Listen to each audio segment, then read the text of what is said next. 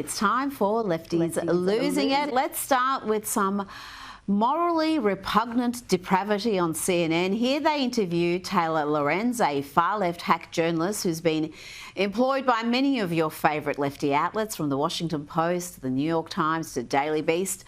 Listen here as Taylor waxes lyrical about cold-blooded murdering scumbag Luigi Mangione. She can't understand why anyone would be shocked that sickos like her are standing a murderer.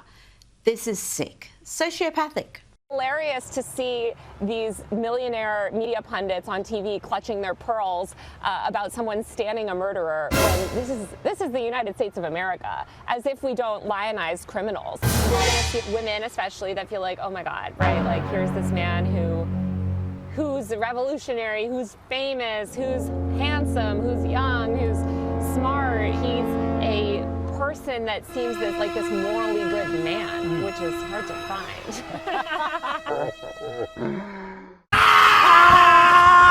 She's talking there about a cowardly killer who shot father of two, Brian Thompson, in the back of the head.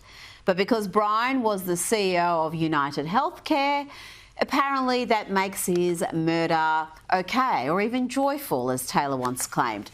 Now, sane journalists on a sane network might challenge what we just heard, but not CNN, not this clown from CNN. Listen here as he likens admiring and murdering lowlife to being a Trump supporter, and even notes that Taylor would never want to be called a Trump supporter.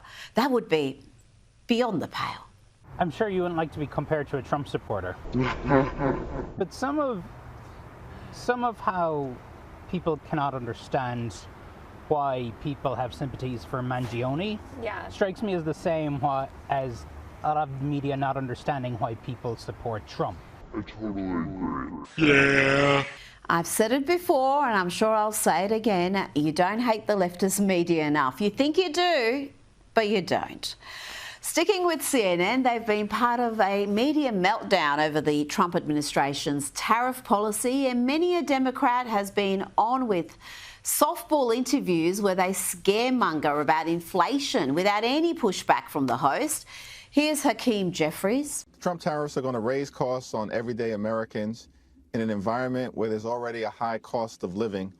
Trump promised that he would lower costs, in fact, on day one, but what we've seen under his reckless leadership is that costs aren't going down in America. They're going up. Inflation is going up. Inflation is going up, is it? The Democrats were even pushing a new term, Trumpflation. Here is Jeff Merkley. So last Wednesday, it was not Liberation Day. It was Trumpflation Day. The American consumer is going to see much higher prices. Trumpflation, you say? Literally minutes later, this news broke. Breaking moments ago, brand new numbers showing inflation fell last month, much better than expected. Inflation fell. Well, how about that, folks? You know, the only reason anyone not stuck at an airport watches CNN these days is to see Scott Jennings. Here he is with CNN host Abby Phillips. 7 million means that they're not just going after criminals. Well, they're going after people who are in the country illegally, right? Yeah, I know, but I'm saying the criminals, this is a much bigger universe. Doesn't that make you a criminal? No, it doesn't. To come across the border illegally? Coming into the country illegally is a civil offense. It's not a criminal offense. Okay, if you come into the country illegally, here's the message. We're going to find you and send you back. Oh, Abby, coming across the border illegally is a criminal offence. Let's have a look at Scott Jennings now, effortlessly toying with Ana Navarro. Talk about an intellectual mismatch. Honestly, if it was Kamala Harris behaving this way, they'd call her hormonal and hysterical, right? Look. Well, you'd have to get elected to be. But, well, yes, and if she had been elected and if Hillary Clinton had been elected, if any woman had been elected and been acting this way, they'd say it was menopause. She would have never stood up to China, so I think this is a mood issue, right? No. And let's check in with one of Anna's co-hosts on The View. Here's Whoopi Goldberg. She seems to think that the Trump administration, you know, the one that won in a landslide, winning every swing state, winning the popular vote, winning the Electoral College 312 to 226, apparently, according to Whoopi, they only represent a very narrow band of people. All you countries who watch us, This is not our way. No, it's not. This is not what the American people want. We don't like it. We don't like how it's being, we don't like how this is being done. That's why you will hear us bitching about this as long as we are able. Because no one we're talking to understands what's going on. And therefore, when they say America, they're not talking about us. They are talking about that very narrow band of America that they think they represent. Back to CNN. This is how you handle an interview with CNN, especially if they start quoting another fake news outlet like the Washington Post.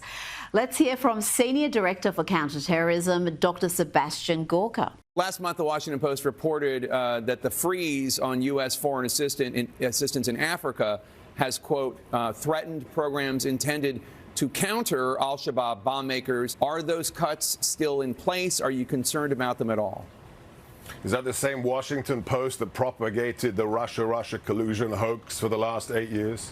Well, regardless of the Russia... No, not regardless. You're quoting the Washington Post to me, which is as effective as posting for me or quoting to me any other pillar of the fake news industrial complex. I really couldn't care less what the Washington Post or the New York Times says, especially when it's anonymous government officials. If it's true, put your name to it. If it's not, shut up.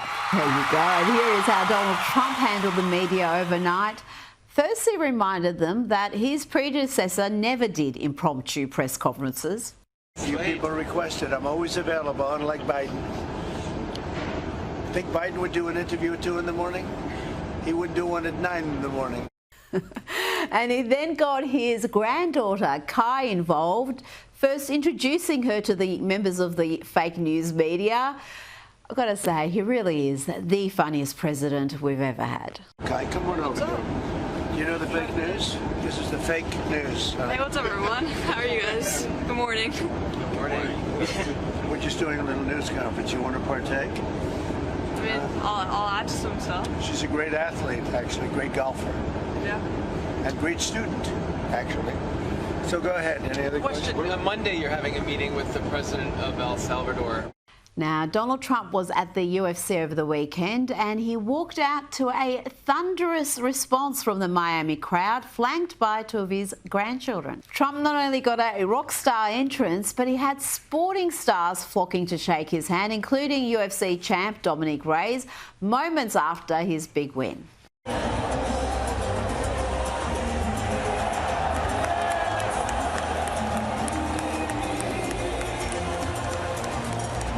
Even Shaq, the great Shaquille O'Neal, made his way through the crowd to greet the president.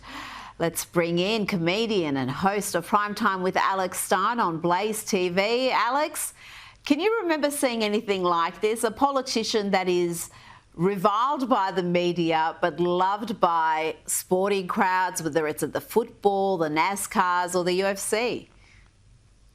Well, I mean, Donald Trump is the ultimate celebrity, and when you see him walk into that stadium and the place just goes nuts, you know, it makes you feel warm inside as an American citizen, having a president that is not only all the way there, you know, mentally, but he's all the way there, who had complained all week about a stock portfolio going down, posting a video of him being a huge fangirl for President Trump. So he has that effect on people. Somebody can lose $7 million in 1 week, and then when you see him, your tune changes and all of a sudden you love the guy again. Well, there was an awkward moment, we just saw it before, where Trump seemed to ignore actress Cheryl Hines, the wife of RFK Jr. There was plenty of media coverage with Cheryl. He's not snubbing her as many have claimed. Well, Rita, it's obvious that Trump did this on purpose. When you look at Cheryl Hines, considering that she was Larry David's co-host, or excuse me, co-star on a show that's all about being awkward, Donald Trump did this on purpose. This awkward moment went super viral, and this was not an accident. So, you know, be careful what you think about Donald Trump. No, this is the best marketing tool possible for Donald Trump. That snub was the snub heard around the world, Rita. It was great.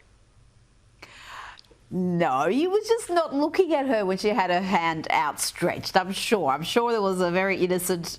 He's got no problem with Cheryl Hines. She's actually been incredibly brave in standing up to the Hollywood bullies, because they did come for her when RFK Jr. first announced that he was going to be part of the Trump camp. Now let's talk about more serious stuff. The president of El Salvador, Nayib Bukele, is in the US. El Salvador is housing in its mega prisons a number of gangbangers in the US illegally. Tell me about the relationship he has with the Trump administration. Well, you know, the president of El Salvador is similar to Donald Trump in that he's no nonsense and he wants to get rid of all the gangbangers, not only in his country, but here in America. He wants to kind of be like a private prison, third-party system where we can put a lot of these Tren de Arrugas or MS-13 gangbangers. We can just send them down to El Salvador and we can pay them to house them. So, you know, I love the idea of outsourcing our prisons to El Salvador. So this meeting, it could spell trouble for the cartels and the organized crime that is, you know, causing a lot of problems here in America. I got to tell you, this guy is one of the most popular leaders anywhere in the world. He was re-elected with such an enormous margin, and he has turned El Salvador from one of the most crime-riddled hellholes anywhere in the world to a safe country, and he's done it in with such speed. It really is a remarkable feat, but the media hates him too, so he never gets any credit for any of that. Also in the White House in recent days, Alex, has been the governor of Michigan, Governor Gretchen Whitmer. She's got ambitions of being the 2028 Democrat presidential candidate. But tell me about this performance here, Alex, trying to hide her face during a meeting with President Donald Trump in the Oval Office. I mean, it just looks juvenile.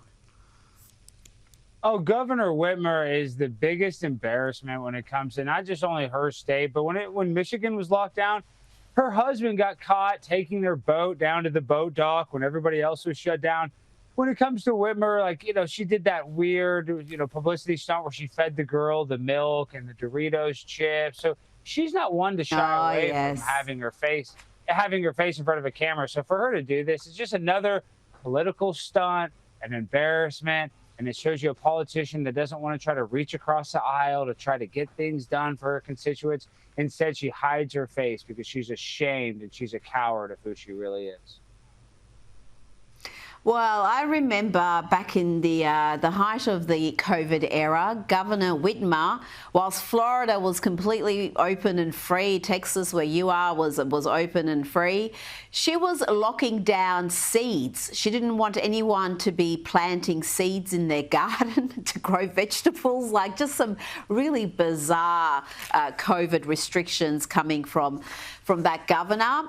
Now, let's talk about Doge. There's another expose by the Department of Government Efficiency. Let's see how many social security numbers have been issued to illegal immigrants.